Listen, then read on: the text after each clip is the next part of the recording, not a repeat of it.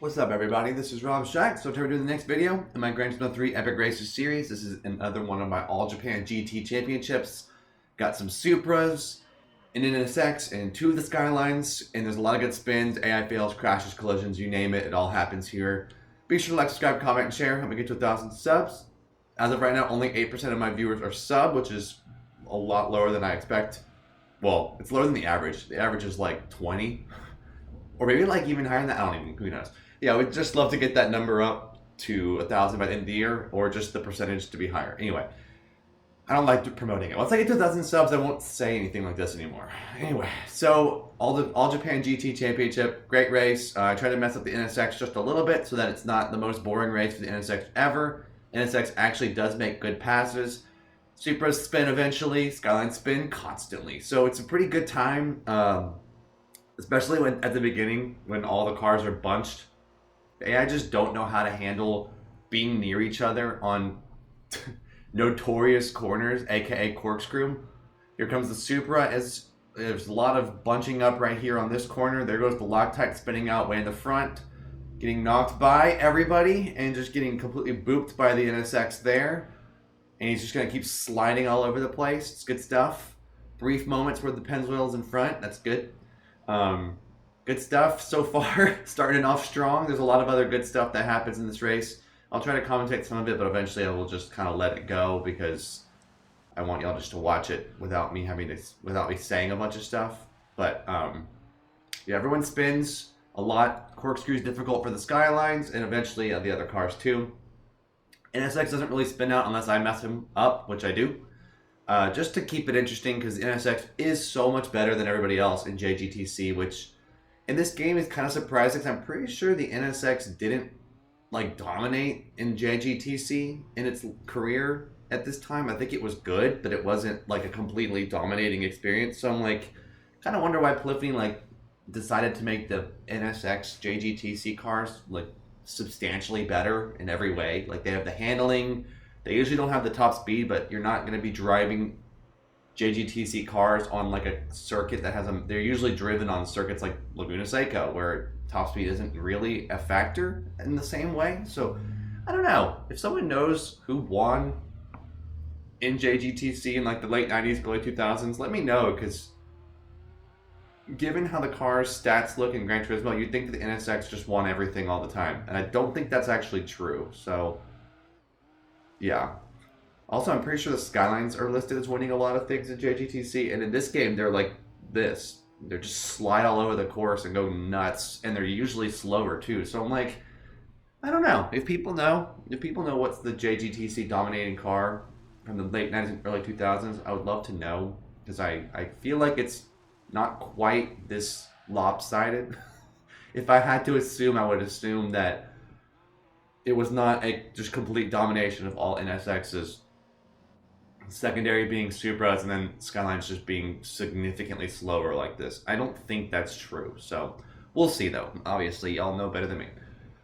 So in this race, we've just obviously been watching as slowly the Castro's Tom slowly catches up to the Denso, and then the NSX slowly catches up to both of them because they're actually out of order right now. The Denso's slightly worse than the Castro slightly worse than the Mugen. And then the two Skylines just spin out on every corkscrew and or final corner for some reason. It's a good race. I love the sound design in GT3, and like, it's just so iconic. I don't know. I don't even know how accurate it is. It seems like they did a pretty good job of being accurate in GT3 and 4, and then it just got weird in 5. Again, I don't understand what happened with 5 and 6. It just felt like they did not have a good sound designer in those games. Then they eventually improved them all in sports. Sports sound design is like really underrated. I think because 5 and 6 were so weird, I think people just like didn't realize how good sport is. You know, in the same way that 6 is actually a good Gran Turismo game when 5 was terrible. People don't realize how good 6 is because 5 was such garbage. But it's like, the sound design in sport is great. It's probably better than 3 and 4 just because it's probably more accurate. But they knew how to, the technology's improved so much that I'm like, yeah, I think I would have to argue that. And they can continuously modify it. That's what's really crazy, is the patches. They've made sound design so much better in later games. But that, again, blows my mind for why 5 and 6 were so weird. Everyone always says that everything sounds like vacuums in those games, which is actually hilarious. So now we have seen, I missed it, but the Denso Sard spun out on the final corner. Didn't seem like he did a terrible spin because he was literally like less than 500 milliseconds ahead of the Castro Toms, and now he's just like a little bit behind them. So I don't think he like completely bottled it and went and did a full on terrible spin. He probably did like a half spin and then like spun back all the way around and just accelerated from there. It seems like that's what he did because he's still very close. Or maybe maybe the Castrol Toms hit him and straightened him out, and that's how the NSX passed. But yeah, the Denso starts to slowly fall apart. As you can see here, he'll just start to slowly start spinning and going nuts. And now we've got a Pennzoil Nismo just completely backwards, and all of his progress now is undone because the Loctite is right behind him again. So that's great. I love how there's so many different ways that these AI spin that you never really know what you're going to get as you watch these videos. Like, you just never know what's going to happen with the way these cars spin. Like, I've never seen the Loctite be completely backwards like that, the way he was.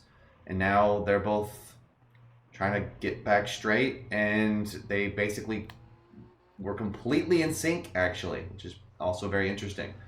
Denso Sard is now getting really far behind, not going to make it close anymore. He's kind of gone. There was just a brief moment where he was close to them, but he starts to lose it.